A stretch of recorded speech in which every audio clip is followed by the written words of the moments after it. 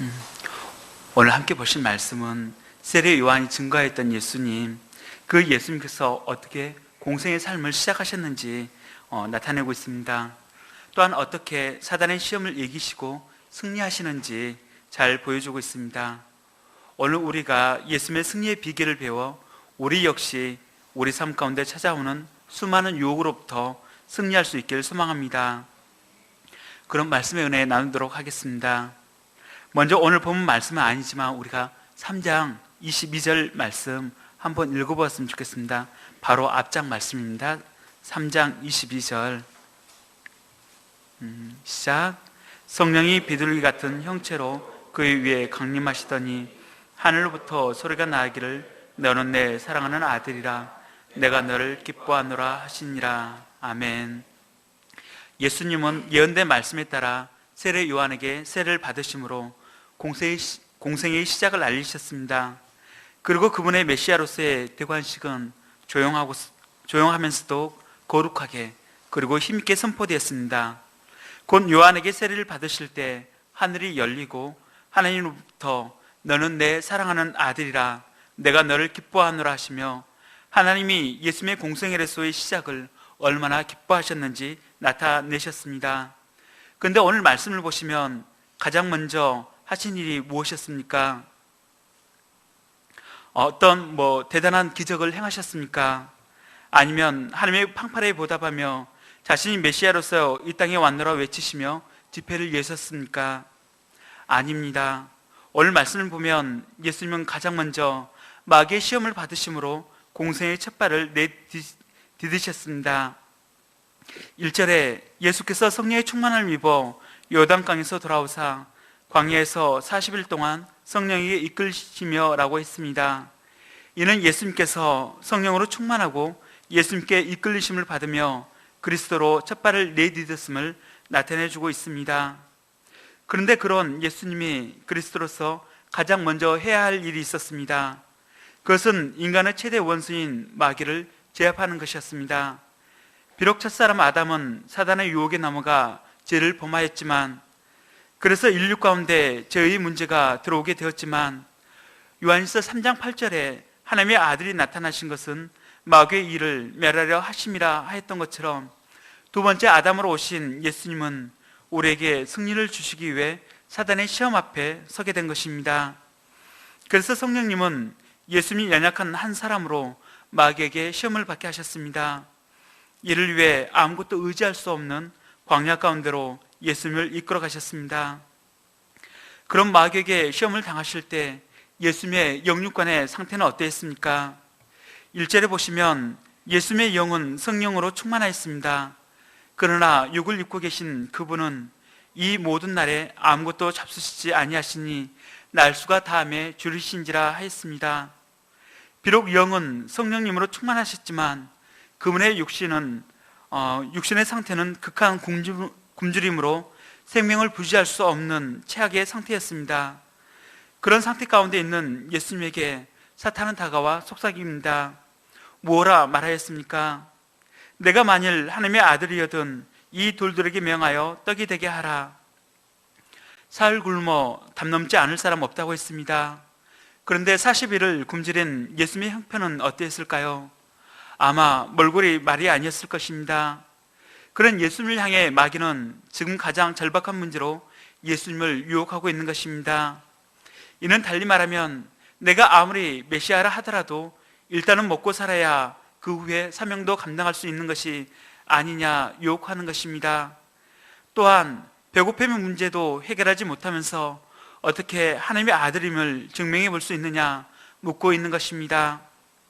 아마 예수님께 돌멩이를 떡덩이로 변화시킬 수 있는 능력이 없었다면 이는 예수님께 커다란 유혹이 될 수 없었을 것입니다. 그러나 예수님께 있어 이것은 너무나 간단하고 쉬운 문제였습니다. 그분은 창조주 하나님의 한 분이셨고 또한 그분 안에는 이것을 해결할 충분한 능력이 있었기 때문입니다. 그분은 물고기 2마리와 떡 5덩어리로 5,000명을 먹이시고 12바구니를 남기신 분이셨습니다. 말씀으로 거친 풍랑을 잠잠케 하신 분이셨습니다. 그런 예수님에게 있어 돌들을 명해 떡덩이가 되게 하는 것은 식은 죽 먹는 것처럼 간단한 문제였습니다. 여러분, 할 수 있음에도 그것을 사용하지 않는다는 것이 얼마나 어려운지 아십니까? 예를 들어 하루를 굶은 우리 주영에게 10,000원을 주고 마트 앞에서 기다리라고 한다면 어떻게 할까요? 그 결과 뻔하지 않습니까? 당장 마트 안으로 들어갈 것입니다. 힘이 있음에도 불구하고 그것을 절제할 줄 아는 게 바로 능력인 줄 믿습니다. 예수님은 능히 할 수 있음에도 자신을 위해 이를 사용하지 않으셨습니다. 도리어 예수님은 자신에게 다가와 속삭이는 마귀의 깊고 무서운 함정을 간파하셨습니다. 이는 그리스도로서 예수님의 삶의 방향을 틀어놓고자 하는 것이었습니다. 예수님은 마태복음 6장 33절에서 너희는 먼저 그의 나라와 그의 의를 구하라. 그러면 이 모든 것을 너희에게 더하시리라 말씀하셨습니다. 마귀는 예수님이 하나님의 아들로서 먼저 하나님의 나라와 의를 위해 일하셔야 하는데 당장 먹고 사는 빵의 문제에 매달리도록 유혹하고 있는 것입니다. 현실 문제에 집착하도록 유혹을 한 것입니다. 우리 역시 하나님의 영광을 위해 살고자 결심할 때 다가오는 문제들이 있습니다. 그것은 우리가 전적으로 하나님의 말씀대로 살아갈 때 과연 먹고 사는 현실 문제를 극복할 수 있느냐 하는 문제일 것입니다. 특히나 물질 만능주의 시대 속에 살아가는 요즘 시대에는 더욱더 그러할 것입니다. 그런 시대 속에서 하나님의 말씀보다는 현실의 빵의 문제가 더욱더 시급하고 큰 문제처럼 다가옵니다. 금강산도 식후경이라 했는데 아무리 말씀이 좋다 할지라도 경제적인 문제 앞에 흔들리지 않을 사람 없다 생각합니다. 간혹 들려오는 청년 실업 100만 시대라는 말이 들려올 때면 더 위축되기 쉽습니다.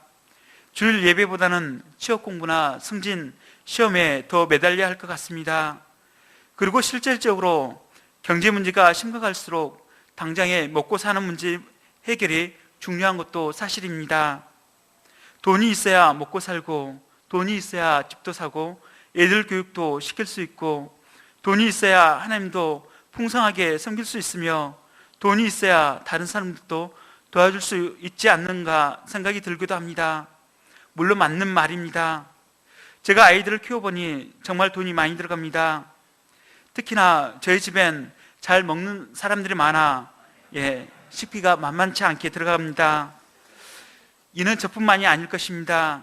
이제 결혼을 앞두고 있는 준이 형제도 그럴 것이고, 내년이면 새 식구를 맞이할 상섭 전도사님도 그럴 것입니다.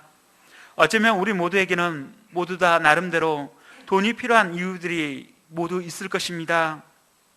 그렇지만 당장 돈을 벌도록 충동질하는 마귀의 유혹에 말려들어 무분별하게 뛰어들다간 일평생 돈을 쫓아 사는 돈의 노예로 전락하게 될 것입니다.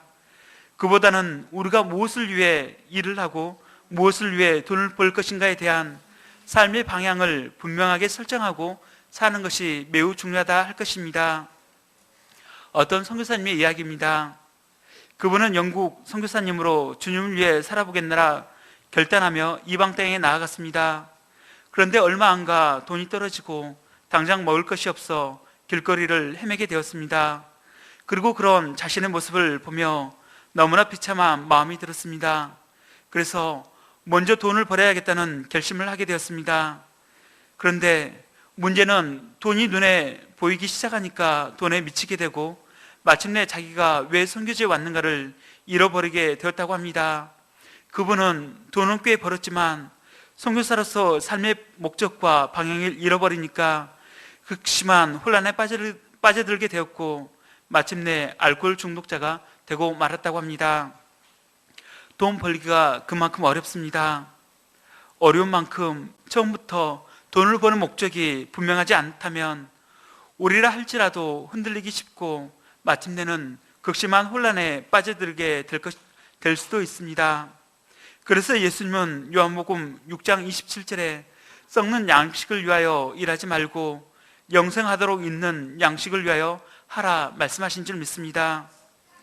우리가 열심히 일하고 열심히 돈을 버는 것도 중요하지만 그보다는 먼저 우리가 무엇을 위해 일을 하고 무엇을 위해 돈을 버는지 분명한 삶의 방향을 따라 나아가시는 여러분이 되시길 바랍니다. 그럴 때 우리는 흔들리지 않게 될 것입니다. 예수님 역시 그러하셨습니다. 만일 하나님의 아들이여든 이 돌들에게 명하여 떡이 되게 하라는 마귀의 광교한 말에 예수님은 어떻게 응답하셨습니까? 우리 다 같이 4절 말씀 한번 읽어보도록 하겠습니다. 4절 말씀입니다. 시작. 예수께서 대답하시되 기록된 바 사람이 떡으로만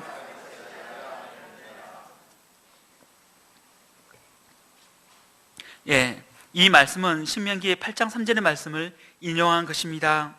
하나님은 이스라엘 백성들을 출애굽시키신 후 그들을 광야길로 인도하셨습니다. 그곳은 씨를 뿌릴 수도 거둘 수도 없는 황무한 곳이었습니다. 그러나 하나님은 이들이 말씀에 순종해 아침 일찍이 일어나 만나를 거둠으로 양식 문제를 해결하도록 했습니다. 실제 이스라엘 백성들은 광야 40년을 지나는 동안 굶지 않았고 그 옷이 헤어지지 않았습니다.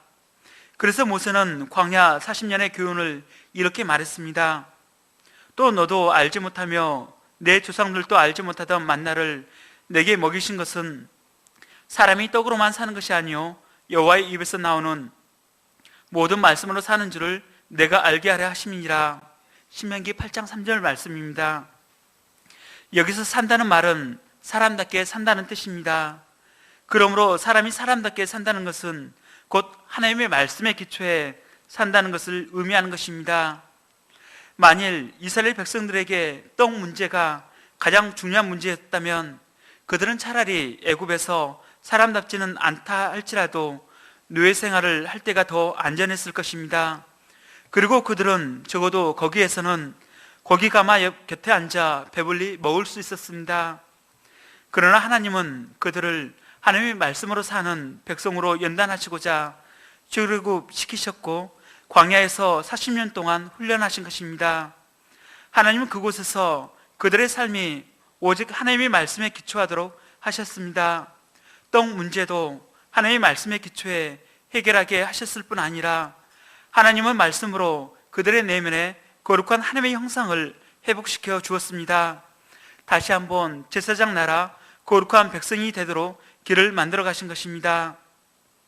사랑하는 여러분, 우리의 존재 목적은 떡을 위해 사는 존재가 아닌 것입니다. 예수님은 우리의 분명한 존재 목적에 대하여 사람이 떡으로만 살 것이 아니라 말씀해 주셨습니다. 그러면 여러분, 우리는 무엇으로 사는 존재입니까? 어느 본문 말씀인 4절을 보면 동일한 말씀의 배경인 마태복음 4장 4절 말씀과 차이가 있음을 알 수 있습니다. 마태복음 4장 4절에는 사람이 떡으로만 살 것이 아니요 하나님의 입으로부터 나오는 모든 말씀으로 살 것이라 라고 좀 더 구체적으로 나타내 주고 있습니다. 곧 누가복음에는 하나님의 입으로부터 나오는 모든 말씀으로 살 것이라는 말씀이 생략되어 있습니다. 저는 이것이 저자인 누가가 우리로 하여금 우리는 무엇으로 사는 존재인지 우리 스스로로 하여금 생각해 보도록 뒷부분을 생략하지 않았나 싶습니다. 그렇다면 여러분, 그런 의미 아래서 생각해 볼 때 여러분은 떡으로만 살 것이 아니요 무엇으로 살아가고 있습니까? 무엇을 더 필요로 하고 있습니까? 명예입니까? 아니면 쾌락입니까? 그것도 아니면 여전히 돈입니까? 모두 다 무시할 수는 없지만 그래도 우리의 대답이 하나님의 입으로부터 나오는 모든 말씀으로 살아가는 존재임을 고백하시는 여러분이 되시길 소망합니다. 첫 번째 유혹을 물리치신 예수님께 마귀는 포기하지 않고 두 번째 유혹으로 다가옵니다. 5절에서 7절을 보면 마귀가 예수님을 높은 산으로 이끌고 올라가서 순식간에 천하 만국의 영광을 보이며 말을 합니다. 이 모든 권위와 그 영광을 내가 내게 주리라. 이것은 내게 넘겨준 것이므로 내가 원하는 자에게 주노라. 그러므로 내가 만일 내게 절하면 다 내 것이 되리라. 마귀는 두 번째 유혹으로 세상 권세와 영광을 예수님께 제시했습니다. 농부에게 있어 좋은 장비가 있다는 것은 곧 일을 수월하게 할 수 있다는 말과 동일할 것입니다. 그와 마찬가지로 세상 권세와 영광은 예수님께 커다란 유혹으로 보이게 부족함이 없었습니다. 왜냐하면 세상 권세와 영광을 갖게 된다면 당신이 이루어 가실 구속 역사를 좀 더 쉽게 이룰 수 있기 때문입니다. 권세와 영광을 지닌 정치적 메시아로서 로마의 지배하에 있는 약소국 유대의 한을 풀어줄 수도 있고 굳이 십자가를 지며 고통스럽게 메시아 사역을 감당할 필요도 없기 때문입니다. 하물며 온 세상의 권세와 영광을 가질 수 있다면 얼마나 좋겠습니까? 한 나라의 대통령만 되어도 어깨에 힘이 들어가고 그 권세 앞에 모두 허리를 숙이게 되는데 이는 온 세상의 권세와 영광인 것입니다. 그에 반해 마귀가 제시한 조건은 의외로 아주 간단한 것이었습니다. 그것은 마귀에게 절 한번 하면 되는 것이었습니다. 권세와 영광을 얻는데 지불해야 할 대가치고는 너무나 간단한 것입니다. 그렇기 때문에 이것이 유혹이 되는 것입니다. 아마 권세와 영광을 얻는 대신에 생명을 달라는 조건을 걸었다면 유혹이 안 되었을 것입니다.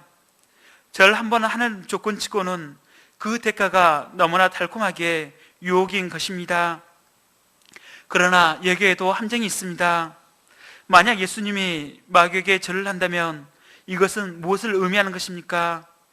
그것은 옳지 않음에 무릎을 꿇는다는 것입니다. 자신의 권세와 영광을 위해 정의도 진리도 하나님도 다 버린다는 것과 그 의미가 똑같은 것입니다. 실제 마귀는 오늘날도 세상 권세와 영광을 구하는 자에게 자기에게 경배하기를 요구하고 있습니다. 그래서 수많은 사이비 교주들이 이렇게 생겨나고 있습니다. 이는 세상 사람들이 얼마나 권세와 영광을 좋아하는지 마귀가 잘 알고 있기 때문인 것입니다. 여러분, 우리는 속지 말아야 할 것입니다. 쉽게 얻는 것 치고 가치 있는 것 없습니다. 그리고 세상 권세와 영광은 잠깐뿐이며 이 역시 하나님이 잠깐 맡겨놓으신 것에 불과할 뿐인 것입니다. 영원한 것이 아닌 것입니다. 풀은 마르고 꽃은 시드나 하나님의 말씀은 영원하다고 했던 것처럼 우리는 영원한 것에 우리의 눈을 맞추고 살아가야 할 것입니다. 그러하기 위해 오늘도 우리 안에서 우리를 도우시기 위해 성령 하나님이 무엇라 말씀하시는지 우리의 귀를 기울여야 할 것입니다. 그리고 우리가 절하며 경배해야 할 대상이 누구인지 분명히 바라봐야 할 것입니다. 8절을 보십시오. 예수님은 마귀의 유혹에 기록된 바 주 너의 하나님께 경배하고 다만 그를 섬기라 말씀하셨습니다. 예수님은 고난당하고 버림받고 십자가에 못 박혀 죽음을 당한다 해도 그것이 하나님을 섬기는 일이었기 때문에 그 모진 십자가의 길을 가셨습니다. 그리고 그 길을 통하여 우리에게 구원의 길을 열어놓으셨으며 또한 하나님이 주시는 영원한 영광과 권세를 받으셨습니다. 우리 역시 우리가 걷는 믿음의 길이 지금은 너무나 힘들고 어렵다 할지라도 포기하지 않았으면 합니다. 세상으로부터 오는 달콤한 유혹 앞에 흔들리지 않았으면 합니다. 아무리 힘들고 고난이 있더라도 우리의 눈을 들어 하나님을 바라보았으면 합니다. 그래서 우리 역시 나는 하나님께 경배하고 다만 그를 섬기겠노라 고백하는 여러분이 되시길 소망합니다. 이것이 우리 인생의 방향이자 달려가야 할 표대가 되어지길 다시 한번 소망합니다. 마귀가 두 번째도 실패를 하자 이번에는 예수님을 예루살렘 성전 꼭대기에 세우고 충동질을 했습니다. 9절에서 11절을 보시면 내가 만일 하나님의 아들이어든 여기서 뛰어내리라 기록되었을 때 하나님이 너를 위하여 그 사자들을 명하사 너를 지키게 하시리라 하였고 또한 그들의 손으로 너를 받들어 내 발이 돌에 부딪히지 않게 하시리라 하였느니라. 당시에 성전 꼭대기에서 기드론 골짜기까지는 약 137m로서 요즘으로 하면 50층 건물 높이나 되는 높이였다고 합니다. 그렇게 그곳에서 아래를 내려다보면 현기증이 저절로 나기도 합니다. 그런데 마귀는 그런 높은 곳에 예수님을 세우고 뛰어내려 보라 합니다. 그리고 시편 91편 11, 12절 말씀을 인용해 너는 하나님의 아들이기 때문에 내가 만일 뛰어내린다면 하나님이 천사를 보내어 손으로 받들어 발이 돌에 부딪히지 않고 사뿐히 내릴 수 있도록 하실 것이라 속삭이고 있는 것입니다. 곧 마귀는 예수님의 마음에 하나님의 말씀을 심어가면서 예수님을 유혹하고자 했던 것입니다. 그런데 만약에 마귀의 말을 듣고 예수님이 뛰어내린다면 어떤 일이 발생했을까요? 아마 마귀가 예수님을 뒤에서 밀어뜨려 예수님이 떨어진다면 하나님께서 친히 받아 다치지 않게 하실 것입니다. 하지만 예수님이 스스로 뛰어내린다면 이는 문제가 큰 것입니다. 왜냐하면 예수님은 하나님의 사랑을 시험하는 것이 되고 또 하나님의 뜻이야 어떠하든 자기가 먼저 뛰어내리고 하나님의 일을 뒷감당해야 하므로 이는 하나님이 주가 되지 못하기 때문인 것입니다. 예수님이 하나님을 섬기는 것이 아니라 오히려 하나님이 예수님을 섬기는 모양이 되기 때문입니다. 쉽게 말하면 주객의 전도, 질서의 전도가 일어나게 되는 것입니다. 예수님은 이를 잘 알았습니다. 그랬기에 예수님의 반응은 12절 후반절과 같았습니다. 우리 12절 후반절 함께 읽어보도록 하겠습니다. 12절 후반절 주 너의 하나님을 그 말씀입니다. 시작. 주 너의 하나님을 시험하지 말라. 아멘. 하나님은 어떤 경우든 시험의 대상이 되지 않습니다. 또한 그분의 입으로 선포되어진 모든 말씀 역시 거짓이 없습니다. 어떤 경우든 시험하며 의심할 대상이 아닌 것입니다. 여러분 아멘이십니까? 예, 아멘이시길 바랍니다. 반면에 하나님의 사랑과 보호하심을 의심케 하는 것은 항상 마귀의 전략인 것입니다. 마귀는 항상 하나님의 사랑에 대해 의심하게 만들고 말씀에 대한 회의를 우리 가운데 심습니다. 너의 상황이 이런데 정말 하나님이 너를 사랑하시는가? 하나님이 너를 사랑한다면 무엇으로 증명할 것인가? 그 사랑을 한번 확인해 봐라 하며 사단은 실제 우리들을 충동질하며 하나님께서 나를 사랑하신다는 표정을 구하게 만듭니다.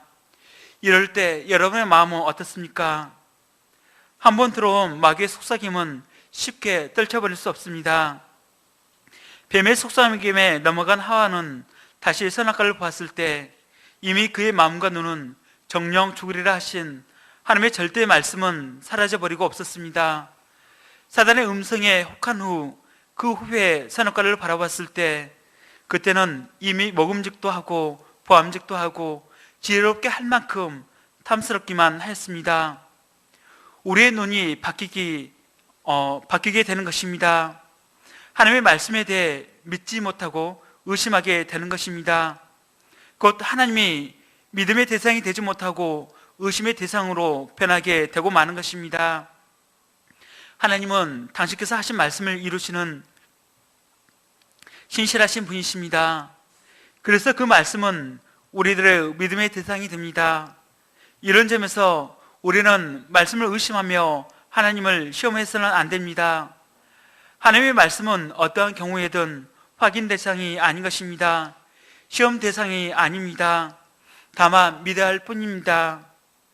여러분, 우리가 이를 마음에 새겼으면 좋겠습니다. 요한복음 3장 16절은 이렇게 말하고 있습니다. 하나님이 세상을 이처럼 사랑하사 독생자를 주셨으니 이는 저를 믿는 자마다 멸망하지 않고 영생을 얻게 하려 하심이니라. 아멘. 우리가 독생자를 주신 하나님의 사랑을 믿는다면 어떤 경우에든 하나님의 사랑을 의심하지 않게 됩니다. 우리를 향한 그 하나님의 사랑이 어저께나 오늘이나 영원토록 변함이 없는 사랑으로 우리 가운데 있기 때문인 것입니다. 상황이 조금 힘들어졌다고 나를 향한 하나님의 사랑이 변한 것은 아닙니다. 우리의 기도의 응답이 속히 오지 않는다고 하나님의 우리의 기도를 듣지 않는 것이 아닌 것입니다. 오직 우리가 상황을 바라보며 흔들릴 게 아니라 말씀 앞에 깨어 일어나길 소망합니다. 오직 우리 교회에 속삭이는 마귀의 어떠한 유혹이나 불신의 소리에 우리가 흔들릴 것이 아니라 주 너의 하나님을 시험하지 말라 고백하며 주님의 사랑의 반석위에 고하시는 여러분이 되시길 축원합니다. 말씀을 맺도록 하겠습니다. 예수님께서는 공생의 시작을 마귀의 유혹을 물리치는 데서부터 시작하셨습니다. 그리고 그 유혹의 승리는 우리에게 소망의 빛이 되었습니다. 곧 우리로 하여금 어떻게 사단으로부터 오는 시험을 이길 수 있는지 길을 제시해 주었습니다. 그럼 예수님께서 어떻게 사단의 유혹을 물리치셨는지 정리하도록 하겠습니다. 첫째로 예수님은 성령의 충만함을 받으셨습니다. 예수님과 성령님과 동행하는 삶을 사셨습니다. 1절을 보시면 예수께서 성령의 충만함을 입어 요단강에서 돌아오사 광야에서 40일 동안 성령에게 이끌리시며 라고 했습니다. 마귀는 우리보다 단수가 높고 끈질깁니다. 그래서 우리가 성령님으로 충만해지지 않는다면 혹 한두 번 승리할지는 모르지만 계속된 사단의 유혹으로부터 믿음을 지켜내기는 어렵습니다. 무엇이 사단의 유혹인지도 우리는 분별하기 어려울 것입니다. 그렇게 우리는 더욱더 성령 하나님의 도우심을 받아야 할 것입니다. 다행히 우리는 이 성령 하나님에 대해 지난 시간 또한 지난주 수 예배를 통해 김사라 목사님을 통해 충분히 소개를 받았습니다. 그분이 어떻게 우리를 도우시는지 배웠습니다. 다시 한번 우리를 돕기 위해 오신 성령 하나님을 우리 마음 가운데 모셔드리고 그분의 말씀하심에 더욱더 예민하고 민감하게 반응하는 여러분이 되시길 소망합니다. 둘째로 예수님 말씀 앞에 깨어있고 말씀 앞에 흔들림이 없는 삶을 사셨습니다. 예수님은 마귀의 유혹이 올 때마다 이런저런 생각을 하며 머뭇거리지 않았습니다. 단호하게 하나님의 말씀이 어떻게 말하고 있는지 선포하셨습니다. 그리고 우리가 어떤 존재로 살아가는 자인지 돌아보게 하셨습니다. 그 말씀을 따라 우리는 떡으로만 사는 존재가 아니라 하나님의 입으로부터 나오는 모든 말씀으로 사는 존재입니다. 하나님께만 경배하고 그를 섬기는 우리인 것입니다. 그리고 하나님의 사랑에 대해 의심하며 시험하는 것이 아니라 그 사랑에 흔들림 없이 나아가야 할 존재가 바로 우리인 것입니다. 여러분, 우리가 이 한 주간도 이 변함없는 진리 앞에 믿음으로 승리하는 여러분이 되시길 간절히 소망하며 말씀을 맺도록 하겠습니다. 아멘. 네, 말씀을 준비하면서 여러분과 함께 찬양하고 싶었던 곡이 하나 있습니다. 바로 찬송가 342장 너 시험을 당해인데 우리가 이 찬양을 올려드렸으면 좋겠습니다. 찬양의 가사를 보면 너 시험을 당해 죄짓지 말고 너 용기를 다해 곧 물리치라. 너 시험을 이겨 새 힘을 얻고 주 예수를 믿어 늘 승리하라. 우리 구주의 힘과 그의 위로를 빌라. 주님 내 편에 서서 항상 도시리라. 아멘. 가사 내용이 너무나 좋지 않습니까? 우리가 이 시간도 우리를 사랑하시고 또 사랑하시는 주님께 이 찬양을 올려드렸으면 좋겠습니다.